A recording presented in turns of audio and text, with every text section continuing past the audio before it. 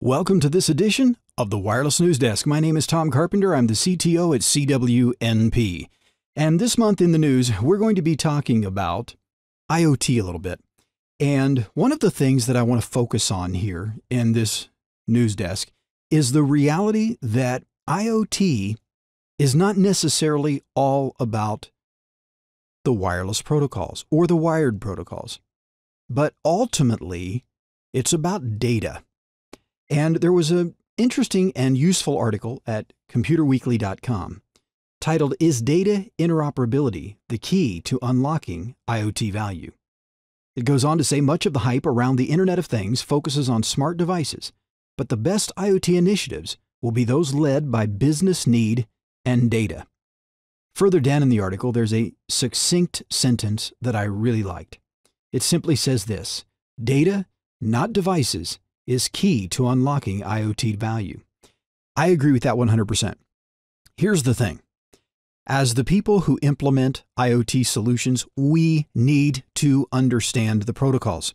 That's why we developed CWISA to give a foundational understanding of IoT, M2M, these types of communication devices. And it's why we're building CWICP to go in depth into the different common IoT protocols that are used. But we're also building CWIIP, which is focused on this. What do we do with all this stuff that we get from our IoT devices? It's not enough to be getting stuff. What do we do with that stuff? And how do we communicate stuff back to the IoT devices when it's necessary?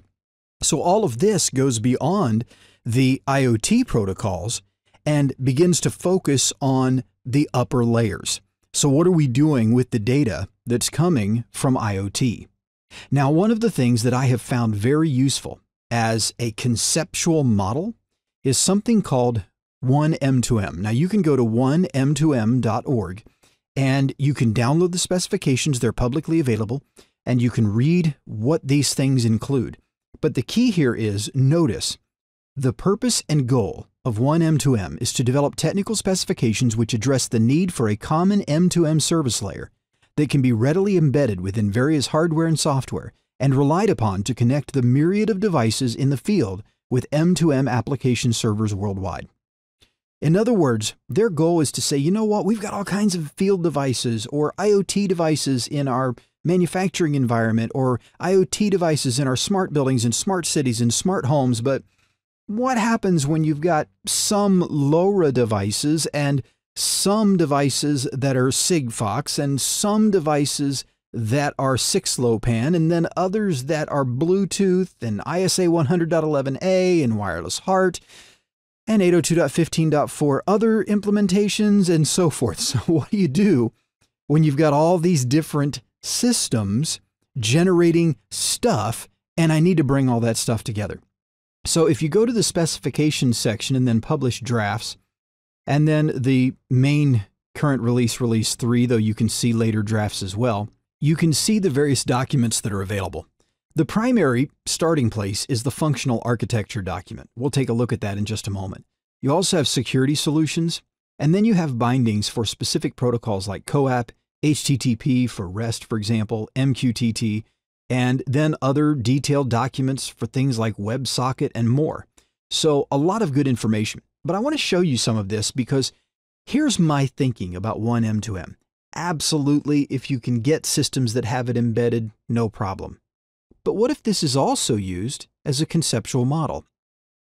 So let's bring over the technical specification, the functional architecture of oneM2M. And you can see it's a pretty large document. As we go through the table of contents, it's going to be about 500 pages or so. So it's a pretty large document that details the way you can think about IoT stuff, getting my stuff from my IoT devices to where I need it to go. Now, we're obviously not going to read all this document, but I do want to show you a couple of things. So I'm going to zoom out here a little bit so that we can see more information at a time. And let's come right down to the beginning of it all. The big thing about oneM2M is it breaks the architecture for your IoT stuff into 3 layers: the network services layer, the common services layer, and the application layer, which results in a network services entity, a common services entity, and an application entity. So this is much like any other specification or standard out there. They say there are layers, and each layer has an entity that is responsible for the things that happen at that layer, okay? And so they break it down into these 3 layers so that you can think about it from that perspective of the 3 layers. Now, one of the things I really like here is this document diagram.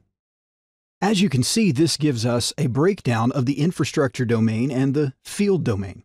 You can think of the infrastructure domain like, the business side of your network. So if you think about the fact that you might have a manufacturing environment, and that's where all the stuff is built that you sell, but the IoT devices in that environment are sending stuff, that is data, back to the network. And that's going to make its way into the infrastructure where business analysis can be performed and things like that.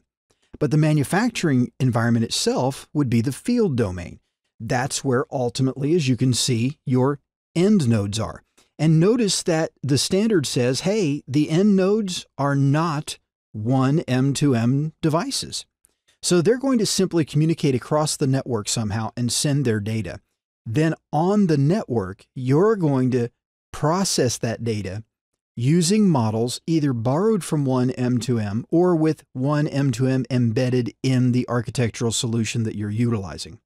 So the point I'm making here is this is a great document for you to utilize in order to think about how you might structure the architecture for data purposes within your IoT solutions. And then additionally, note that we actually do have specifications for the different protocols. We saw there was CoAP, Mqtt, HTTP, and others as well. Well, these aren't nearly as long. They're usually 25 to 40 pages or so. And what they're going to do is give you a breakdown of how you would use Mqtt within this architecture. And then they're even going to give you the details of the protocol. This is what I love. So if you're looking at the way you need to build out a solution that's going to use Mqtt, maybe it's also going to use CoAP elsewhere or REST APIs, then you can use these documents to not only understand how to integrate it with the oneM2M model, even if you're not technically using oneM2M, but you can also see the specific way the protocols work. So notice when we come down here further, you've got your Mqtt diagrams for co-located and independently located scenarios and so on. But then take a look at this. When you get further down in the document, they actually bring right into this document for you the way the protocol works. So here's my Mqtt control packet format. And here you can see the connect packet format. And as we go on, you're going to see sending and receiving of messages and the different types of control packets that are used and the publish packets that are utilized and so forth. So right inside of this specification, you have the functionality of Mqtt, or if it happens to be CoAP or HTTP or what have you, also included. So it's kind of your one-stop reference. I love the documentation that oneM2M has put together. So my suggestion to you is that you can look at certainly solutions that might implement oneM2M itself embedded, or you can think of it as a great model for how you can think about all the different things that need to be in your network. And going back over to the functional diagram, you will see that it goes into extensive detail into all of these things. So just in the common services entity itself, we have a total of 14 different things that that service entity can do, functions it can perform. Each function is separately documented with general concepts, a detailed description, and various parts and pieces of that component. So it is an excellent reference. I encourage you to take a look at it. And that's what I have for you today in the Wireless News Desk. Well, I'll see you next month right here. Thanks for joining me.